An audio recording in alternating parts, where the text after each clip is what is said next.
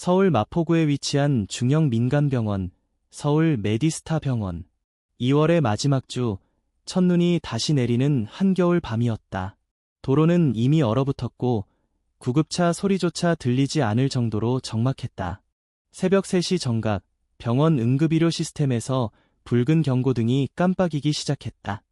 긴급경고, 여환자, 만 43세, 흉통 및 구토, 의심진단, 급성 심근경색, 의료보험 미가입자, 신원 미확인, 보호자 없음. 응급실 접수 담당자는 고개를 갸웃하며 메시지를 다시 확인했다. 자동 분류 시스템은 환자를 조건 미달 상태로 분류하고 있었고 전산 시스템은 자동으로 환자 수용 거절을 권고하고 있었다. 이 시각 병원 6층 응급의료 병동엔 단 한 명의 의사만이 야간 당직 중이었다. 이름은 한지훈. 미국에서 태어나고 자란 한인 2세, 하버드 의대를 졸업하고 서울로 돌아와 몇 년째 이 병원에서 근무 중이다. 당직 간호팀장은 지체 없이 한지훈에게 직접 전화를 걸었다. 전화를 받은 지훈은 설명을 들은 후 잠시 정적을 가졌다. 환자 받아요. 지금 바로. 하지만 선생님, 보험도 없고 보호자도 없어요. 시스템에서 자동으로 거절. 알아요. 그래도 받아요. 응급실로 이송하세요. 그 짧은 순간 지훈은 의료윤리와 병원 규정 사이에서 단호한 결정을 내렸다. 서울은 미국과는 다르다. 특히 의료행정과 관련된 시스템은 더욱 복잡하다. 응급환자의 수용 여부는 병원 재무부서, 법무팀, 그리고 내부 의료위원회의 규정에 따라 엄격히 관리된다. 잘못된 판단 하나로 병원 전체가 법적 책임을 질 수도 있다. 하지만 환자가 죽어가고 있었다. 지훈은 마치 몸이 먼저 반응한 듯 전산 시스템의 로그인의 수기 입력을 시작했다. 응급환자 수용 승인, 담당해, 한지훈, 응급 판단에 따른 책임 수용. 입력이 완료되자마자 그는 응급실로 향했다. 환자는 40대 초반 여성, 김윤정. 전직 행정직원으로 현재는 계약직조차 구하지 못한 상태. 그녀는 아들 김도현과 함께 강원도에서 서울로 대학 탐방을 왔다. 도현은 서울대에 들어가는 꿈을 꾸고 있고 이 여행은 어머니가 1년 내내 아르바이트로 모은 돈으로 준비한 작은 선물이었다. 하지만 여행 3일째 윤정은 호텔에서 갑작스런 흉통과 구토, 어지럼증을 호소하며 쓰러졌다. 프런트 데스크가 119에 신고했고 서울 내 대형 병원 3곳이 모두 보험 미가입자라는 이유로 전원 수용을 거부했다.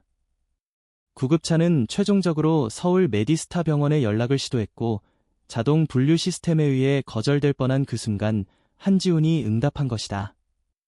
응급실 앞에 앉아있는 도연은 입술을 꽉 다문 채 어머니가 실려 들어가는 모습을 지켜보고 있었다. 소년의 무표정한 눈빛엔 말로 표현할 수 없는 두려움과 무력감이 담겨 있었다. 김윤정 환자, 급성 심근경색 가능성 높습니다. 혈압 40분의 70, 산소 포화도 88%, 상태 매우 불안정합니다. 간호사는 흔들리는 손으로 심전도 데이터를 지훈에게 넘겼다. 지훈은 고개를 끄덕이며 조치 지시를 내렸다. 바로 니트로글리세린 투여 시작하고 라인 2개 확보. 가능한 빠르게 심장 초음파 준비하세요. 옆에 있던 젊은 간호사는 조심스럽게 물었다. 선생님, 아직 병원에서 수용 최종 승인이 떨어지지 않았는데 괜찮으신가요? 응급 판단입니다. 제 책임으로 진행합니다. 그 말은 서울 의료계에서 거의 듣기 어려운 문장이었다. 책임은 곧 징계나 해고를 의미할 수 있었다. 하지만 지훈의 목소리는 흔들림이 없었다. 그는 전자차트에 다시 서명하며 명확히 입력했다. 의사 개인 판단에 따른 응급조치, 책임 전담. 병실 분위기는 무거웠다. 일부 간호사는 말없이 고개를 떨구었고 몇 명은 불안한 표정으로 서로를 바라봤다. 누군가 조용히 중얼거렸다. 이건 병원 규정을 위반하는 거야. 나중에 큰 문제가 될 수도 있어. 하지만 누구도 지훈을 막지는 않았다. 그 순간 그는 의료인이었다. 시스템의 부속이 아니라 환자의 생명을 바라보는 한 사람의 의사. 시계는 새벽 3시 23분을 가리키고 있었다. 창밖엔 아직도 눈이 내리고 있었다. 그의 눈에는 병상이 아닌 병실 박복도에 홀로 앉아있는 도현의 그림자가 맺혔다. 그 아이가 깨어나 어머니가 없다는 현실을 마주해야 한다면 그건 단순한 의료 실패가 아니라 인간의 실패였다. 지우는 심호흡을 길게 내쉬며 다시 말했다. 우리는 살릴 수 있어요. 지금 바로 시작합시다. 김윤정의 몸은 병상 위에서 점점 식어가고 있었다. 맥박은 불규칙하게 뛰었고 호흡은 점점 얕아졌다. 전산 시스템은 아직 그녀를 조건 미달 환자로 분류한 상태였고 재무부서는 이미 약물 사용을 제한하라는 내부 공지를 보낸 상황이었다. 한지우는 잠시도 머뭇거리지 않았다. 환자 상태 계속 모니터링하고 다음 단계 약물 준비하세요. 가능하면 혈액 검사 패널도 함께 진행합시다. 하지만 선생님, 고가 약물 처방은 병원장 승인이 있어야. 간호사의 말은 끝나기 전에 끊겼다. 제가 책임진다고 이미 입력했어요. 계속 진행하세요. 지우는 전산 시스템에 다시 한번 로그인하여 모든 약물 투여 및 처치를 자신의 계정하에 입력했다. 그의 머릿속엔 이미 수없이 많은 시뮬레이션이 돌고 있었다. 이 상황이 미국에서였다면 시스템은 다소 융통성을 가졌을지 모른다. 하지만 한국의 병원 규정은 훨씬 엄격하고 병원장의 서명 없이는 어떠한 고위험 약물도 투여할 수 없는 구조다. 지우는 과거 UCA 병원에서 수련의로 일하던 시절을 떠올렸다. 당시 그는 중환자실에서 수많은 긴급 상황을 경험했지만 그 어느 곳에서도 지금처럼 환자의 생존 여부가 보험 가입 유무에 달려 있었던 적은 없었다. 그가 이 일을 한국에서 하기로 결심한 이유는 단순했다. 이곳에도 윤리적 판단으로 움직이는 의료인이 필요하다는 신념 때문이었다. 그 순간 그의 스마트폰이 진동했다. 수신자 이찬욱. 내용 지금 상황 설명 가능. 응급 판단이 필요하면 내가 도울 수 있어. 이찬욱은 서울대학교 병원에서 심장내과 교수로 재직 중인 동료이자 친구다. UCLA 시절 같은 팀에서 수련을 받았던 인연으로 지금도 연락을 주고받고 있었다. 지우는 짧게 답장했다. 환자 심근경색 의심, 급성, 보험 없음, 모든 병원에서 전원 거절. 내가 수용했고 지금 처치 중 책임 전담. 몇 초 후 전화가 왔다. 지훈아, 지금 내가 뭘 하고 있는지 알아. 하지만 한국에선 이건 커리어를 날려버릴 수도 있어. 알아. 하지만 누군가는 해야 했어. 여기선 아무도 하지 않잖아. 전화 통화가 끝난 후 지훈은 고개를 들어 병실 창문 밖을 바라봤다. 그의 시선은 복도로 향했고 그곳엔 여전히 아들 도현이 있었다. 소녀는 두 손으로 무릎을 감싼 채 고개를 숙이고 있었다. 누군가 말을 걸어도 반응하지 않고 오직 병실 문만을 바라보며 앉아 있었다. 지우는 다시 심전도 화면을 살폈다. 리듬은 점점 더 불규칙해지고 있었고 산소 포화도는 85%까지 떨어졌다. 환자의 눈꺼풀은 가볍게 떨리더니 이내 의식이 흐려졌다. 선생님, 지금 상태는 상당히 위험해 보입니다. 혹시라도 심정지가 발생하면 그 전에 준비합시다. 심폐소생술 장비 점검하고 전기 충격기 세팅해두세요. 지금 이 환자는 몇 분 내에 생사가 갈릴 수 있어요. 의료진들은 말없이 움직였다. 몇 명은 불안한 기색을 감추지 못했지만 지훈의 목소리는 단호했고 모든 지시는 명확했다. 그 순간 응급실 안으로 한 명의 행정 직원이 들어왔다. 손에 들린 서류에는 약물 사용 제한 통보서가 큼직하게 인쇄되어 있었다. 한 선생님, 이 환자에 대한 약물 투여는 병원장 승인 없이는 진행할 수 없습니다. 지금 바로 중단 요청드립니다. 지우는 고개를 들지 않은 채 손에 든 차트를 정리하며 말했다. 이름은요? 네. 당신 이름이 뭐냐고요? 김정수입니다. 김정수 씨, 환자가 여기서 사망하면 병원은 책임 없을 겁니다. 그건 서류로 증명할 수 있으니까요. 하지만 당신 양심은요? 괜찮겠습니까? 김정수는 말없이 서류를 내려놓고 물러났다. 지우는 차트를 덮고 잠시 눈을 감았다. 심호흡을 한 뒤 다시 의료진에게 지시를 내렸다. 우린 그냥 도구가 아니에요. 생명을 살릴 수 있다면 그걸 해야 합니다. 다시 시작합시다. 그 순간 간호팀장 이소연이 조용히 다가와 옆에 섰다. 저도 함께 하겠습니다. 선생님이 책임지신다면 저도 제 몫을 하겠습니다. 지우는 고개를 끄덕였다. 그 말은 곧 팀 전체가 움직일 수 있음을 의미했다. 병실 안에 다시 긴장감이 감돌았다.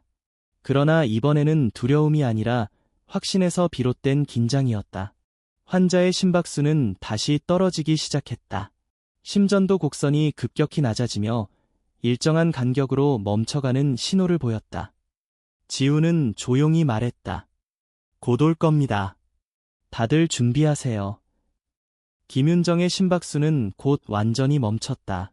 심전도 화면은 더 이상 오르내리지 않았고 곡선은 한 줄의 평탄한 선으로 바뀌었다. 응급실 안은 정적에 휩싸였다. 누구도 먼저 말하지 않았다. 몇 초였는지 몇 분이었는지 알 수 없을 만큼 모두가 화면을 응시하며 얼어붙어 있었다. 지우는 심전도 소리를 껐다. 그가 정적을 깨고 조용히 말했다. 심정지 발생. CPR 준비. 간호사 한 명이 가까이 다가왔다. 손이 미세하게 떨리고 있었다. 선생님 계속 하시는 건가요? 이미 병원에서는. 지우는 대답 대신 전기 충격기에 전원을 켰다. 숫자와 파장이 천천히 올라갔다. 1차 충격, 200줄. Clear. 심장에 전류가 흐르며 윤정의 몸이 경련처럼 들썩였다. 화면엔 여전히 변화가 없었다. 2차 충격, 300줄. Clear. 두 번째 충격에도 반응은 없었다. 도연은 복도 끝에서 그 모든 과정을 보고 있었다. 작은 틈 사이로 병실 안을 지켜보던 그의 눈엔 어떤 감정도 떠오르지 않았다. 그저 또 한 번 누군가 엄마를 포기하려는 걸 느끼고 있었을 뿐이다. 3차 충격, 360줄. Clear. 세 번째 충격이 전달되자 갑자기 심전도 화면에 아주 미세한 움직임이 나타났다. 직선이 흔들리며 작은 곡선을 그리기 시작했고 이어서 불규칙한 리듬이 화면에 퍼졌다. 지우는 숨을 멈춘 채 화면을 뚫어져라 바라보다가 이내 조용히 외쳤다. 심박 회복, 산소 포화도 상승, 혈압 82에 50, 돌아왔습니다. 간호사들이 안도의 숨을 내쉬었다. 누군가는 그 자리에 주저앉았고 또 누군가는 눈가를 훔쳤다. 하지만 아무도 말을 하지 않았다. 그 침묵은 말보다 더 깊었다. 그 순간 병원 전산 시스템에 새로운 알림이 도착했다. 김윤정 환자, 비정상 절차에 의한 응급 개입 보고. 담당해, 한지훈. 환자 상태, 회복 중. 사건 실시간 모니터링 개시, 병원 윤리위원회 및 법무팀 접속 완료. 지우는 무표정하게 화면을 바라봤다. 그는 이미 알고 있었다. 지금 이 모든 행동은 규정 위반이며 병원의 기준을 어긴 행위라는 것을. 하지만 그는 한 생명을 살렸다. 그것이 사실이다. 그는 조용히 손을 씻고 벽에 걸린 시계를 바라봤다. 시간은 새벽 4시 27분. 1시간 반 동안의 사투 끝에 윤정은 살아남았다. 도연은 복도에서 울고 있었다. 말없이 주먹을 꼭 쥔 채 어깨를 떨고 있었다. 지우는 잠시 멈춰 그를 바라봤다. 그리고 아무 말 없이 다가가 조용히 옆에 앉았다. 괜찮니? 도연은 눈물을 멈추지 못하며 고개를 끄덕였다. 엄마 죽지 않았죠? 응, 아직은 아니야. 넌 오늘 밤 아주 큰 일을 해낸 거야. 엄마를 지켰어. 도연은 아무 말 없이 고개를 숙였고 지우는 더 이상 묻지 않았다. 이 밤이 이 아이에게 어떤 기억으로 남을지는 몰랐지만 적어도 엄마를 잃는 기억은 되지 않길 바랐다. 지훈이 자리로 돌아왔을 때 병원 법무팀에서 전화가 걸려왔다. 한 선생님, 지금 바로 응급조치를 중단하셔야 합니다. 병원은 해당 환자에 대한 치료를 승인하지 않았습니다. 환자는 이미 회복 중입니다.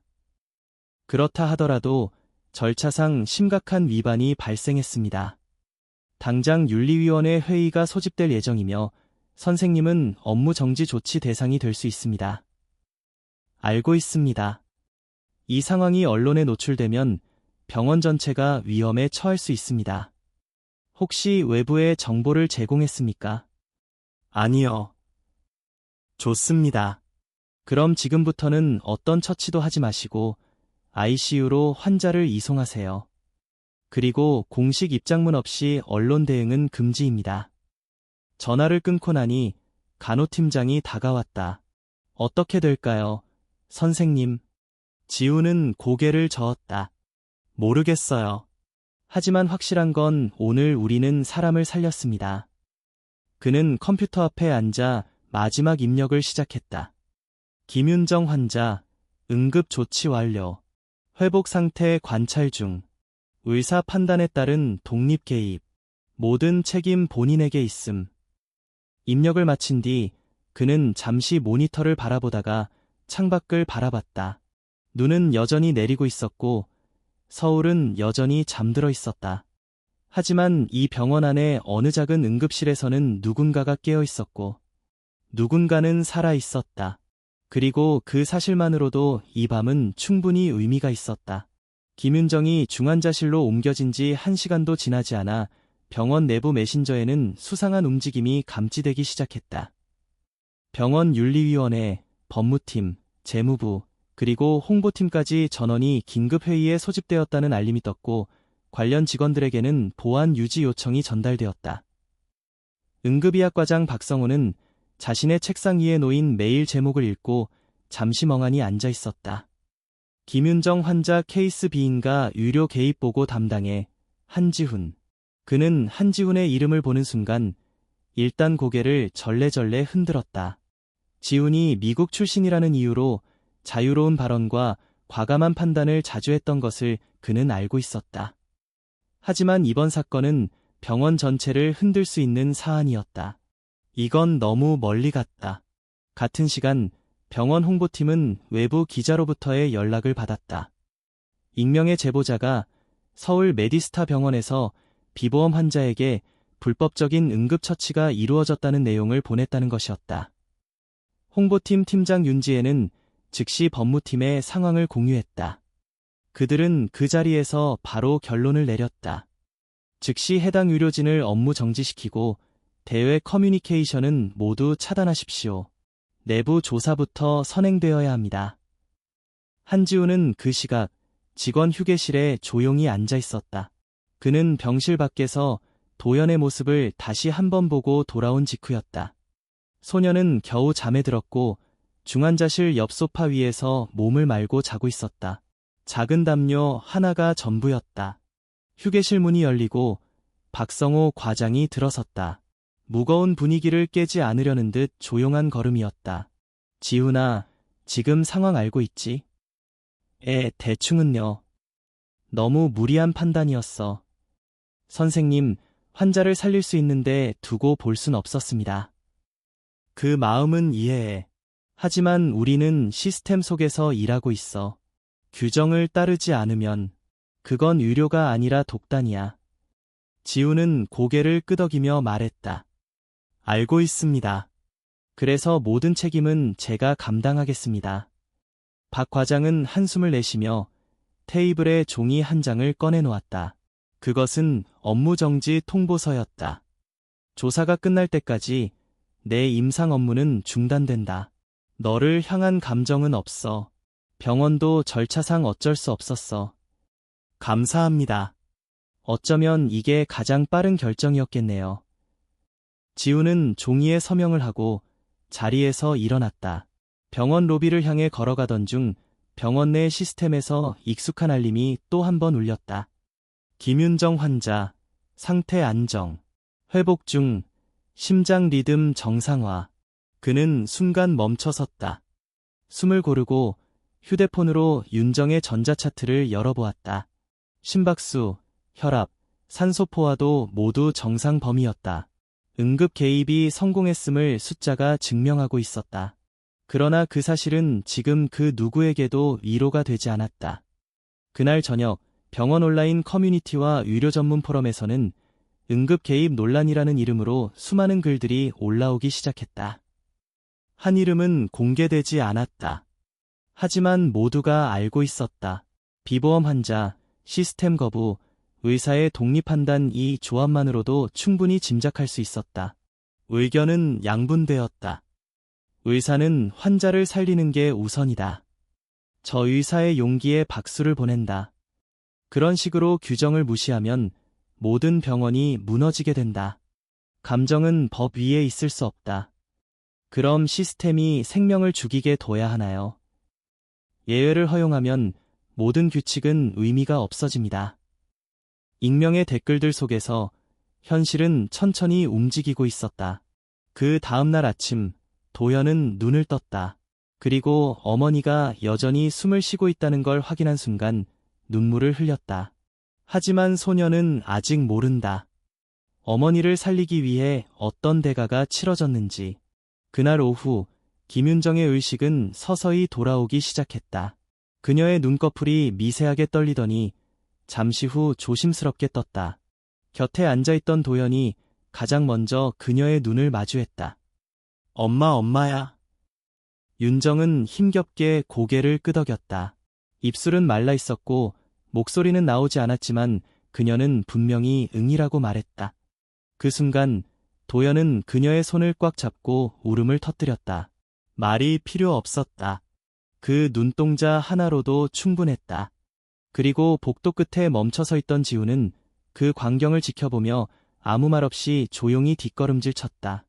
그는 더 이상 그 방에 들어갈 수 없었다. 그가 해야 할 일은 끝났으니까. 김윤정이 중환자실에서 의식을 되찾은 다음 날 서울 메디스타 병원 인근에는 낯선 차량 몇 대가 조용히 정차 있었다. 방송국 로고가 붙어있는 차량도 있었고 일반 차량처럼 보이지만 안에서 카메라를 조립하는 모습도 보였다. 인터넷 뉴스 사이트에는 한 줄의 속보가 떴다. 서울의 한 병원, 보험 미가입 환자의 비공식 응급 개입 논란. 유료 윤리인가, 시스템 위반인가? 기사는 환자의 신원이나 병원명은 명시하지 않았지만 상황을 아는 이들은 누구나 그 병원이 어딘지 알 수 있었다. 그리고 곧 메디스타 병원 직원 커뮤니티에는 내부 캡처본과 함께 여러 명의 글이 올라오기 시작했다. 한지훈 선생님, 어쩌면 너무 앞서간 걸까요? 윤정 씨 살아났대. 우리가 규정에 따라 행동했다면 지금쯤. 의사라면 때론 규정보다 환자를 먼저 봐야 하지 않나요? 글은 순식간에 수백 개의 댓글을 불러왔다. 감탄과 지지, 동시에 비판과 경고가 뒤섞인 채였다. 그 무렵 강남에 위치한 한 대형 로펌은 병원 법무팀으로부터 자문 요청을 받았다. 그들이 집중한 것은 단 하나였다. 이번 사건이 언론에 완전히 노출되기 전에 관련자에 대한 책임 소지를 명확히 해야 합니다. 법무팀은 메디스타 병원장에게 다음과 같은 의견서를 전달했다. 한지훈 의사의 응급 개입은 병원 내부 규정을 위반했으며 치료 대상자의 재정 능력 확인 없이 고가 약물과 장비를 사용한 것은 병원 재무적 위험을 초래할 수 있는 행위입니다. 이에 따라 해당 의료진에 대해 최소 6개월 이상 업무정지 및 징계위원회 회부가 불가피합니다. 병원장은 잠시 그 문건을 내려놓고 창밖을 바라봤다. 그 역시 이 사안이 단순한 규정 위반을 넘어 사회적 논쟁의 중심이 될 수 있음을 직감하고 있었다. 바로 그 시점, 병원으로 한 통의 이메일이 도착했다. 발신자는 강서구 한 시민. 저는 몇 년 전 메디스타 병원에서 어머니를 잃었습니다. 당시 병원은 보험 처리에 시간이 걸린다는 이유로 입원을 미뤘고 결국 어머니는 병원 밖에서 돌아가셨습니다. 지금 논란이 된 그 의사가 저희 어머니를 만났다면 결과는 달라졌을지도 모릅니다. 이메일은 짧았지만 강렬했고 복사본은 곧 홍보팀과 윤리위원회로 전달되었다. 지우는 그 시각 병원 1층 로비에 앉아 있었다. 이미 임상 업무에서 배제되었고 회의 참석도 금지된 상태였다. 하지만 그는 병원을 떠나지 않았다. 아직 김윤정의 상태가 완전히 안정된 것은 아니었기 때문이다. 간호팀장 이소연이 다가왔다. 선생님, 혹시 지금 괜찮으시면 이거 좀 봐주세요. 그녀가 내민 것은 스마트폰이었다. 화면엔 유튜브 채널의 영상 하나가 재생 중이었다. 제목은 익명의 의사, 병원 시스템을 뚫고 생명을 지켜내다. 영상은 익명 제보자가 만든 것으로 보였고 지훈의 얼굴은 나오지 않았지만 병원, 사건 개요, 김윤정의 상태 변화, 그리고 마지막에 환자가 살아났다는 사실까지 정리되어 있었다. 영상은 하루 만에 조회수 20만을 넘겼고 댓글에는 의사를 영웅으로 칭송하는 목소리와 함께 의료 시스템을 비판하는 글들이 이어졌다. 지훈은 말없이 영상을 끝까지 보고 스마트폰을 이소연에게 돌려주었다. 이건 나보다 그 아이에게 더 중요한 영상일지도 모르겠네요. 그가 말한 그 아이는 도연이었다. 같은 시각, 도연은 병실 옆 소파에 앉아 있었다. 어머니는 아직 완전히 말을 하지 못했지만 눈빛과 손동작으로 점점 더 많은 의사 표현을 하기 시작했다. 엄마, 걱정 마. 선생님이 우리 곁에 있었으니까. 진짜 다행이야. 도연은 조용히 이야기했고 윤정은 천천히 고개를 끄덕였다. 하지만 도연은 아직 몰랐다. 그 선생님이 지금 어떤 위치에 있는지, 그가 어떤 대가를 치르고 있는지. 그날 저녁, 병원 윤리위원회는 공식 회의를 소집했다. 지훈은 초대받지 못했다. 대신 그는 병원 앞 카페에 앉아 창문 너머의 불빛을 바라보았다. 그들은 내게 징계를 줄 것이다. 그것도 아마 가볍지 않을 것이다. 하지만 괜찮다.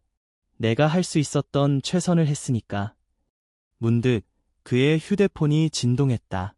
발신자 김도현. 지훈은 순간 멈칫했지만 곧 전화를 받았다. 도현아. 선생님. 엄마가요. 눈물이 나요. 근데 말은 안 해요. 그냥 계속 선생님을 찾는 눈빛이에요. 지훈은 잠시 말을 잇지 못했다. 그 말 한마디가 지금까지의 모든 불안과 무게를 밀어냈다. 도연아, 괜찮아. 엄마는 잘 회복 중이야. 그리고 내가 여기 있을게. 그날 밤 서울 전역에 눈이 또다시 내렸다. 병원 윤리위원회는 결정을 내리기까지 몇 시간을 더 논의해야 했고 언론은 다음 날 아침 더 자세한 사실을 파헤치기 시작할 것이다. 하지만 그날 밤 단 한 가지 사실만은 분명했다. 누군가는 시스템을 넘어서 단 한 생명을 지켜냈다. 그리고 그 선택은 이제 한 도시 전체에 질문을 던지고 있었다. 서울 메디스타 병원의 회의실. 밤늦도록 켜져 있던 조명이 꺼지자 그 자리에 남은 것은 결론이 아닌 긴 여운이었다. 윤리위원회는 공식적인 징계 절차를 예고하며 한지훈에게 최소 1년의 업무정지와 윤리교육 이수를 권고했다. 그러나 동시에 여론을 자극하지 않기 위해 의료진의 판단을 존중하나 절차 위반에 대한 내부 검토는 필요하다는 모호한 표현으로 대회 입장을 결정했다. 다음 날 아침, 김윤정은 퇴원 전 마지막 건강검진을 받고 있었다. 그녀는 여전히 체력적으로는 회복되지 않았지만 의식은 명확했고 최소한 자신이 어떤 상황에서 살아남았는지에 대한 이야기들을 조금씩 듣기 시작했다. 그 의사 선생님 덕분에요. 시스템에서는 엄마를 포기했는데 선생님이 그냥 시작했대요. 도연이 설명하는 목소리는 조심스러웠고 감정이 묻어났다. 김윤정은 말없이 아들의 손을 잡았다. 그러곤 손을 뻗어 테이블 위에 메모지와 펜을 가져왔다. 엄마. 윤정은 고개를 끄덕이며 천천히 펜을 움직이기 시작했다. 나는 누군가에게 생명을 빚졌다. 이건 단순한 감사로 끝날 일이 아니다. 그녀는 몇 분 동안 한 단어, 한 문장을 깊이 생각하며 써 내려갔다. 그 종이는 곧 하나의 목소리가 되었다. 그날 오후 서울시 의료윤리위원회와 병원장 앞으로 동시에 한 통의 손편지가 도착했다. 수신인 메디스타 병원 윤리위원회. 발신인 김윤정. 내용은 다음과 같았다. 존경하는 위원님들께, 저는 김윤정입니다. 지난주 기 병원 응급실에서 생명을 되찾은 환자입니다. 제게는 보호자도 보험도 지켜줄 사회적 지위도 없었습니다. 하지만 단 한 사람, 한지훈 의사님은 저를 환자로 보아주었습니다. 그의 판단이 없었다면 저는 지금 이 세상에 없을 것이고 제 아들은 14살의 나이에 어머니를 잃었을 것입니다. 저는 이 사건이 규정을 위반했는지 아닌지를 판단할 능력이 없습니다. 하지만 한 가지는 분명히 말씀드릴 수 있습니다. 그의 위반이 없었다면 저는 이 글을 쓸 수 없었을 것입니다. 그가 징계를 받는다면 그것은 제 생존이 잘못된 선택 위에 있었다는 것을 의미합니다. 그가 처벌을 받아야 한다면 제 생존 또한 부끄러운 일이 되는 것입니다. 부디 그 판단이 생명을 향한 용기였음을 기억해 주시길 부탁드립니다. 감사합니다. 2025년 3월 5일 김윤정 드림. 편지는 복사되어 윤리위원 모두에게 전달되었고 그중 몇 명은 회신을 통해 비공식적인 감사를 표시했다. 그러나 진짜 반향은 외부에서 시작되었다. 김윤정의 편지는 도연의 중학교 담임 선생님의 도움으로 온라인 커뮤니티에 게시되었고 불과 하루 만에 10만 건 이상의 조회수를 기록했다. 살아남은 자의 편지라는 제목 아래 댓글이 줄지어 달렸다. 이게 진짜 의사다. 우리는 언제부터 생명을 숫자로 판단했는가? 이 편지를 보고도 그를 징계한다면 우리가 틀린 사회다. 며칠 뒤 한 유력 일간지에서 해당 편지를 인용하며 장문의 칼럼을 게재했다. 제목은 한 생명을 지키는 데 필요한 것은 매뉴얼이 아니다. 칼럼은 이렇게 시작했다. 보험이 없다는 이유로 치료를 거부당하는 시대, 그 틈을 뚫고 환자를 바라본 한 사람의 선택은 우리에게 묻는다. 정의란 무엇인가? 책임이란 어디까지인가? 그리고 우리는 왜 규정을 만들었는가? 이 사건은 곧 서울시 의사회 회의에서도 화두가 되었다. 회의 중 한 중견 의사는 이렇게 발언했다. 만약 내 자식이 병원에 실려왔고 보험이 없다는 이유로 돌려보내졌다면 나는 무엇을 했을까? 우리는 늘 환자를 규정 안에서 본다. 그러나 이번 사건은 환자 이전의 인간이라는 사실을 상기시켰다. 그 발언은 의사들 사이에서도 깊은 공감을 불러일으켰고 유력의 내부에서도 이기 상황에서의 독립적 판단권 보장을 위한 제도 개선 논의가 시작되었다. 그리고 며칠 뒤 메디스타 병원은 새로운 공지사항을 올렸다. 김윤정 환자 사례와 관련된 내부 조사는 완료되었습니다. 한지훈 의사에 대한 업무 정지 조치는 철회되며 병원은 향후 응급 의료 판단에 있어 윤리적, 상황적 판단의 여지를 폭넓게 인정하는 새로운 가이드라인을 마련할 예정입니다. 지훈은 그 공지를 직원 메일함을 통해 확인하고 나서도 한동안 아무 말도 하지 않았다. 그는 병원 옥상에 올라가 한참 동안 서울의 봄바람을 맞았다. 아래를 내려다보니 여전히 차들은 바쁘게 움직였고 사람들은 각자의 시간에 쫓겨 살고 있었다. 그러나 그중 어딘가엔 한 아이가 학교로 가기 전 엄마에게 다녀오겠다고 인사를 하고 있을 것이다. 그리고 그 인사는 한때 지켜지지 못할 뻔한 생명이 있었기에 가능한 일이었다. 그는 핸드폰을 꺼내 메모장에 한 줄을 남겼다. 때론 한 사람의 용기가 1000개의 규정보다 생명을 살린다. 서울대학교 의과대학 강의실. 이날은 평소보다 자리가 일찍 찼다. 응급의료 판단권과 윤리적 책임이라는 주제로 특별 강연이 열리는 날이었고 참석 대상은 의대생뿐 아니라 수련회, 교수진, 그리고 병원 관리자들까지 확대되었다. 강연자 중 한 명으로 예정된 이는 바로 메디스타 병원의 한지훈이었다. 그는 아직 공식적인 복귀를 선언하지 않았지만 병원은 비공식적인 의견 공유는 개인 자율이라는 명목하에 그의 강연 참여를 승인했다. 그는 단상 위로 천천히 올라서며 강의실 뒤쪽을 향해 천천히 시선을 돌렸다. 몇몇은 그를 동정어린 시선으로 바라봤고 또 어떤 이들은 경외의 눈빛으로 그를 응시했다. 지훈은 마이크를 조정하며 조용히 입을 열었다. 저는 의사로서 그리고 한 인간으로서 단 한 가지 질문을 스스로에게 던진 적이 있습니다. 지금 내 앞에 있는 사람이 가족이라면 나는 어떤 결정을 내릴 것인가?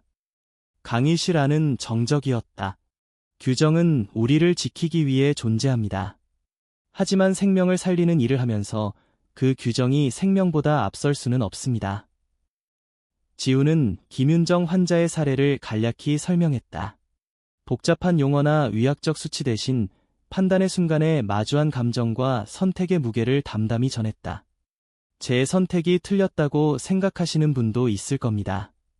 하지만 제가 틀렸다면 지금 이 자리에 존재하지 말았어야 할 생명이 있습니다.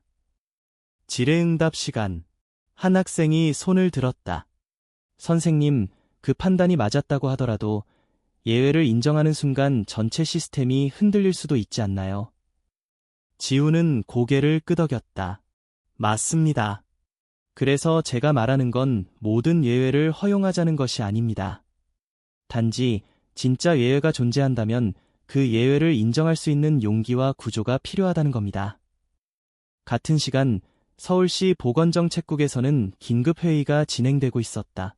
김윤정 사건을 계기로 여러 시민단체들이 응급 유료 판단의 유연성 보장을 촉구하며 공식 질의서를 제출했기 때문이다. 책상 위에는 다음과 같은 질문이 놓여 있었다. 의사의 판단이 규정보다 앞설 수 있는가? 만일 그렇다면 그 판단의 기준과 책임은 어디까지인가? 보건정책국장은 고개를 들어 회의 참석자들을 바라보며 말했다. 우리는 의료 시스템을 믿고 싶어 합니다. 그러나 시스템을 만든 것도 지켜야 할 것도 결국 사람입니다. 그리고 그 회의 끝, 하나의 제안이 초안으로 상정되었다. 중증 응급 상황에서 보호자 동의나 보험 여부가 불명확할 경우 의사가 생명 보존을 최우선으로 판단하여 독립적으로 개입할 수 있는 선택권을 부여한다. 단, 사후 48시간 이내에 윤리심의 절차를 거쳐 정당성을 입증해야 한다는 단서 조항도 함께 붙었다. 그 제안은 의료계 내부에 다시 한번 파장을 일으켰다. 대한의사협회, 법조계, 시민단체는 서로 다른 입장에서 논의에 참여했고 언론은 이를 지훈 조항이라는 이름으로 다루기 시작했다. 한지훈의 선택이 하나의 제도를 바꾸는가? 의사의 자율성이 확대되는 것은 긍정적인가? 위험한가? 논의는 격해졌지만 그 중심에는 언제나 김윤정과 도현, 그리고 그 밤의 결정이 있었다. 지훈은 언론 인터뷰를 거절하고 조용히 병원 업무에 복귀했다. 그는 다시 야간 당직을 자원했고 누구보다 조용히 자신의 자리를 지켰다. 그러던 어느 날 밤 그에게 낯익은 목소리의 전화가 걸려왔다. 선생님, 저 도현이에요. 그래, 도현아. 잘 지내고 있니? 네, 근데 엄마가요. 선생님한테 뭔가 전해드리고 싶대요. 편지는 썼는데 아직 못 드렸다고 해서 제가 직접 가져가도 될까요? 다음 날 오후 지우는 병원 앞 벤치에서 도연을 만났다. 도연은 조심스럽게 흰 봉투를 건넸다. 엄마가 아직 많이 약하지만 이건 꼭 선생님께 전해야 한다고 했어요. 지우는 고개를 끄덕이며 봉투를 열었다. 그 안에는 단 한 줄만 적혀 있었다. 당신의 위반이 나의 인생을 지켰습니다. 고맙습니다. 그는 천천히 눈을 감았다. 긴 시간 동안 그는 그 어떤 칭찬도 사양해왔고 어떤 평가도 받아들이지 않았다. 그러나 이 짧은 문장 하나가 그 무엇보다 무겁고도 따뜻했다. 그날 밤 그는 자신의 업무일지 마지막 칸에 짧게 기록했다. 3월 10일 응급판단 상황 없음. 병동 안정. 마음 안정. 그리고 조용히 병실을 한 바퀴 돌며 자신이 처음으로 김윤정을 마주했던 그 자리에 멈춰섰다. 손을 가슴 앞에 모으고 그는 한마디를 되뇌었다. 오늘도 살아있는 사람이 있다면 내가 지켜야 할 이유는 충분하다. 한지우는 다시 일상으로 돌아왔다. 그가 병원에 복귀한 건 조용한 봄비가 내리던 화요일 아침이었다. 환영도 없었고 박수도 없었다. 하지만 아무도 그를 외면하지 않았다. 그건 환영보다 더 큰 신호였다. 그가 복귀한 날 병원 내 공지사항 한 줄이 메일로 발송되었다. 한지훈 의사, 3월 15일부로 임상 업무 재개. 모든 일정 정상 운영. 그는 아무렇지 않게 출근했고 출근하자마자 야간 응급 스케줄을 먼저 체크했다. 익숙한 복도, 익숙한 냄새, 익숙한 환자들의 얼굴. 그 모든 것이 변하지 않은 듯 보였지만 한 가지가 달라져 있었다. 복도 끝, 예전 그 병실 앞. 거기에는 조그마한 그림 액자가 하나 걸려 있었다. 한 아이가 색연필로 그린 그림 속엔 흰 가운을 입은 사람이 한 손엔 청진기를, 다른 손으론 환자의 손을 꼭 잡고 있었다. 그 밑에는 손글씨로 이렇게 적혀 있었다. 믿을 수 없을 때 누군가가 당신을 믿어주기를. 그림은 병원 직원 누구의 작품도 아니었다. 그건 도현의 그림이었다. 간호팀장 이소연이 뒤에서 말했다. 도현이 학교에 제출할 과제로 그렸던 그림이래요. 근데 엄마가 이 그림 병원에 걸고 싶다고 해서 병원장님 허락받고요. 지우는 그림을 오래 바라보다가 천천히 고개를 끄덕였다. 잘 어울리네요. 이 자리엔. 한편 지훈이 복귀한 이후 서울의료 포럼에서는 응급 상황에서의 자율적 판단과 유료윤리에 대한 워크숍이 열렸다. 기조 연설자는 서울대학교 의과대학 윤리학과 교수이자 지훈이 수련 시절 자문을 구했던 이찬욱이었다. 찬욱은 강연에서 지훈의 이름을 직접 언급하지 않았지만 모든 이가 누구의 이야기를 하고 있는지 알고 있었다. 어떤 결정은 병원 기록에 남지 않습니다. 하지만 그 결정으로 인해 살아있는 생명은 그 자체로 기록입니다. 그 말은 의료계 안팎에서 퍼지며 다시 한번 논의를 불러일으켰다. 의사의 직관과 판단은 시스템보다 앞설 수 있는가? 생명을 살리기 위한 위반은 과연 처벌받아야 하는가? 한 사람의 용기가 제도를 흔드는 전례가 될 수 있는가? 지훈은 이 모든 논의를 멀리서 지켜보았다. 그는 언론의 인터뷰 요청을 모두 거절했고 자신의 이름이 더는 언급되기를 바라지 않았다. 다만 그는 병원에서 이전보다 더 깊고 조용하게 환자와 마주했다. 며칠 뒤 한 메일이 병원 내부 서버를 통해 전 직원에게 전달되었다. 제목은 단순했다. 지훈 선생님께 쓰는 편지. 발신인은 병원 식당에서 일하는 중년 여성 박인숙 씨였다. 내용은 이랬다. 선생님, 저를 기억하실지 모르겠습니다. 식사하실 때 항상 잘 먹었습니다. 라고 인사해 주시던 의사 선생님. 이번 일 이후 선생님을 보며 처음으로 병원이 사람을 살리는 곳이라는 걸 믿게 되었습니다.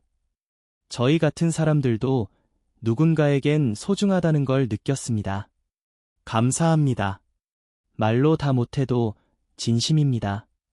메일은 짧았지만 직원 게시판에서 가장 많은 공감을 얻었고 자발적인 의료인의 윤리와 따뜻함을 나누는 프로젝트로 이어졌다. 간호사들은 자발적으로 환자의 이름과 사연을 공유하고 의사들은 익명으로 후원 계좌에 소액을 기부했다. 이름 없는 선한 움직임은 그렇게 시작되었다. 하루는 지훈이 응급실에서 자리를 정리하던 중 한 중년 남성이 조심스럽게 다가왔다. 혹시 한지훈 선생님 맞으시죠? 네, 그런데 저는 김윤정 씨의 오빠입니다. 동생이 아직 말을 많이 하진 못하지만 꼭 전해달라고 했어요. 선생님 덕분에 제 조카는 여전히 엄마를 안고 학교에 갑니다. 그 말이면 충분하다고 했습니다. 지훈은 고개를 숙이며 대답했다. 감사합니다. 저는 제 할 일을 했을 뿐입니다. 그는 늘 그 말만 반복했지만 그 진심이 더 깊게 느껴졌다. 밤이 깊어갈 무렵 지훈은 다시 병동을 돌며 마지막 점검을 마쳤다.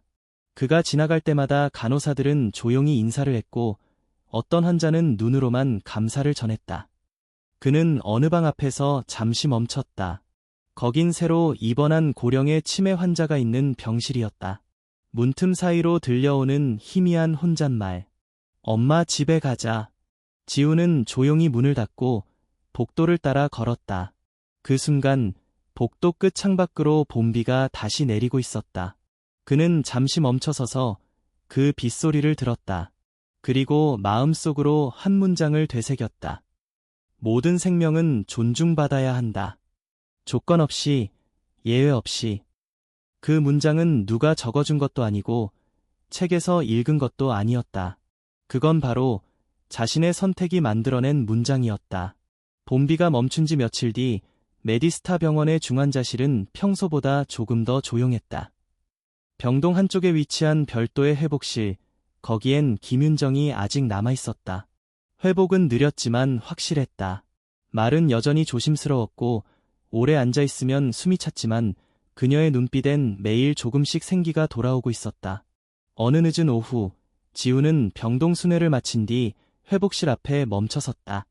문은 반쯤 열려 있었고 안에서는 낮은 목소리가 들려왔다. 엄마, 오늘 학교에서 너희 이야기 나왔어. 어떤 선생님이 의사도 사람이다라고 하셨어. 도연이었다. 여전히 엄마 곁을 지키며 매일 학교와 병원을 오가는 삶을 이어가고 있었다. 지우는 노크도 하지 않고 조용히 문턱에 섰다. 그의 발소리에 도연이 먼저 고개를 돌렸다. 선생님. 지우는 작게 웃으며 손을 들었다. 혹시 들어가도 될까요? 도연은 고개를 끄덕이며 엄마 쪽을 바라봤다. 윤정도 미소로 대답했다. 눈빛은 말을 대신할 만큼 깊고 명확했다. 지우는 조용히 병상 옆에 앉았다. 말없이 그녀의 손을 보았다. 이전에는 창백하고 차가웠던 그 손이 지금은 따뜻하고 생기가 있었다. 많이 좋아지셨어요. 윤정은 작게 고개를 끄덕였다. 아직 말은 힘들었지만 그 눈엔 하고 싶은 말이 가득 담겨 있었다. 그녀는 천천히 손을 들어 무언가를 가리켰다. 머리맡 서랍장이 흰 종이로 접은 작은 종이약이 있었다. 그 안쪽엔 아이 글씨로 이런 문장이 적혀 있었다. 한 사람의 용기로 한 가족이 다시 웃게 되었습니다. 지우는 종이약을 바라보며 입술을 굳게 다물었다. 무엇인가를 말하려다 멈추고 대신 조용히 고개를 숙였다. 저는 그날 그냥 지켜보고만 있을 수가 없었습니다. 그의 목소리는 평소보다 낮고 느렸다. 아마도 다른 누구였으면 더 나은 방식으로 처리했을지도 모르죠. 하지만 저는 제가 할 수 있는 걸 했을 뿐이에요. 윤정은 천천히 손을 뻗어 그의 손등 위에 가볍게 올려놓았다. 말은 없었다. 하지만 그 따뜻한 손길은 긴 설명이나 감사의 말보다도 더 많은 것을 전하고 있었다. 도연이 조용히 말했다. 선생님, 엄마가요, 나중에 건강해지면 꼭 병원 근처에서 자원봉사하고 싶대요. 누군가한테 받은 걸 꼭 다시 돌려주고 싶다고. 지우는 고개를 끄덕였다. 그 마음만으로도 이미 많은 걸 돌려주셨어요. 그는 잠시 병실 안의 공기를 깊이 들이마셨다. 창밖엔 햇살이 길게 드리워져 있었고 병실의 공기는 오랜만에 따뜻하고 부드러웠다. 지우는 자리에서 일어나며 말했다. 이제 곧 일반 병실로 옮기시겠네요. 회복이 정말 빠르십니다. 윤정은 웃음을 지으며 고개를 끄덕였다. 그 눈빛엔 그날의 선택을 결코 잊지 않겠다는 다짐이 담겨 있었다. 며칠 후 윤정은 일반 병실로 옮겨졌고 도연은 학교에 완전히 복귀했다. 병원도 조금씩 평온을 되찾아갔지만 여전히 몇몇의 변화는 남아있었다. 하나는 병동 내 새로 생긴 작은 게시판이었다. 이름하여 기억의 조각들. 환자들과 보호자들이 직접 남긴 손편지나 그림, 응원의 메모들이 조용히 붙어 있었다. 어느 날 그 게시판 한쪽에 한지훈의 글이 붙어 있었다. 모든 의료인은 두 가지 책을 가슴에 품고 산다. 하나는 의학서이고 다른 하나는 양심이다. 그 두 책이 충돌할 때 우리는 어떤 책을 먼저 펼쳐야 할까? 답은 항상 명확하지 않다. 하지만 우리가 먼저 눈을 들어 환자를 바라볼 수 있다면 그 답은 결국 우리 손 안에 있다. 그 글은 어느새 병원의 상징처럼 자리 잡았고 많은 수련이들이 사진을 찍어가거나 조용히 베껴갔다. 그리고 또 다른 변화. 서울시 보건국의 시범 사업으로 응급 독립판단 보고제가 세계 병원에 시범 도입되었다. 이는 지훈의 사례에서 비롯된 정책이었다. 응급 상황에서 의사가 생명보호를 최우선으로 판단할 수 있도록 제도적 장치를 마련한 것이다. 지우는 정책회의에 직접 참석하진 않았지만 자료 제공과 현장 인터뷰에는 기꺼이 응했다. 그는 한 가지를 명확히 했다. 이건 제 이름이 아니라 김윤정 씨와 같은 환자들이 남긴 자취입니다. 늦봄 어느 날 지우는 병원 근처 한 공원에서 도연을 다시 만났다. 소녀는 이전보다 훨씬 건강한 표정이었다. 옆에는 윤정도 있었고 이젠 회복한 몸으로 짧은 산책도 가능해졌다. 도연이 물었다. 선생님, 우리 엄마가 나중에 정말 간호조무사 자격증 따면 같이 일할 수도 있겠죠. 지우는 웃으며 대답했다. 그땐 내가 엄마한테 지시받을지도 모르겠네. 세 사람은 잠시 웃었다. 말이 줄어들고 바람이 불어오고 나뭇잎이 흔들렸다. 그 조용한 순간, 그건 어떤 축하보다 더 깊은 회복의 증거였다. 여름이 다가오기 전 서울 메디스타 병원은 특별한 내부 행사를 준비했다. 이름은 마음의 기억을 나누는 밤. 공식적인 행사도 외부 홍보도 없이 병원 내부 직원과 몇몇 환자, 가족들만 초청된 작고 조용한 자리였다.